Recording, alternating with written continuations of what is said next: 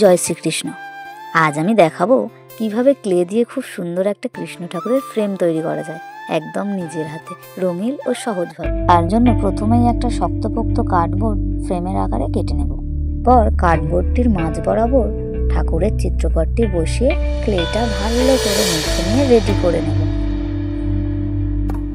ক্লেটা ভালোভাবে তৈরি হয়ে গেলে এইবার এটা দিয়ে শুরু করব আমার ফ্রেম সাজানোর কাজ। প্রথমেই বর্ডারের জন্য তৈরি করে নিচ্ছি কিছু লম্বা দড়ির মতো লাইন, যেটা দিয়ে ফ্রেমের চারপাশটা বর্ডারে দেব। এখন ক্লে দিয়ে সাজিয়ে নেব ফ্রেমের চারিদিক।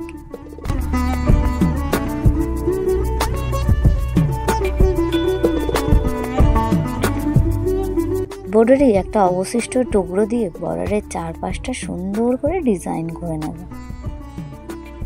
আমি এরকম করছি, তোমরা তোমাদের মতো করে যে কোনো প্রকার ডিজাইন করতেই পারো। আমার এটা খুব সহজ লেগেছে।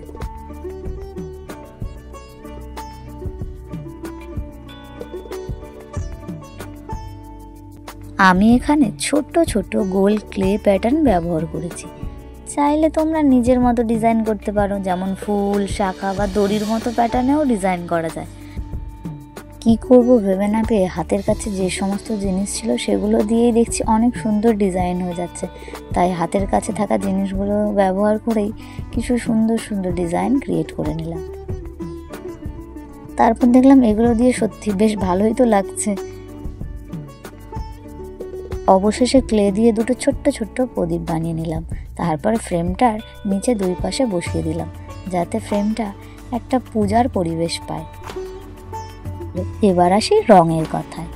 প্রথমেই ফ্রেমটার চারপাশ আমি আকাশি নীল রঙের করে নিই। নীল মানে শান্তি আর কৃষ্ণের রং। গোল ক্লে ডিজাইনগুলো আমি লাল, হলুদ, নীল, সবুজ রঙের করেছি, যা ফ্রেমটাকে অনেক জীবন্ত করে তোলে। তারপর প্রদীপটাও লাল কালোর মিশ্রণে তৈরি একটি রং দিয়ে রং করে নিলাম। এবার একটু দেবীয় টাচ দিতে আমি কিছু ছোট ছোট মিরর ও কড়ি দিয়ে সুন্দর করে লাগিয়ে নিলাম। এগুলো আলো পড়লে চকচক করবে, ফলে ফ্রেমটা আরো উজ্জ্বল দেখাবে, তাই না? ফ্রেমটি দেওয়ালে টাঙানোর জন্য যে হ্যাঙ্গিং টার্সেলটা সমান মাপের 8টি পার্টে ডলি সুতো কেটে নিয়েছিলাম এবং তার মাথার একটি প্রান্তে ছোট্ট একটা গিট দিয়ে নিয়েছি। তারপর সমান দুই ভাগে ভাগ করে একই দিকে পাকিয়ে তারপর সেই দুটোকে একসাথে ধরে অপোজিটে পাকিয়ে একটা সুন্দর ছোট্ট টার্সেল বানিয়ে নিয়েছিলাম। ক্লে ও আঠা দিয়ে সুন্দর করে ফ্রেমের পিছনে লাগিয়ে নিলাম। দেখে বলো তো কেমন সুন্দর হয়েছে আজকের এই কৃষ্ণ ফ্রেম।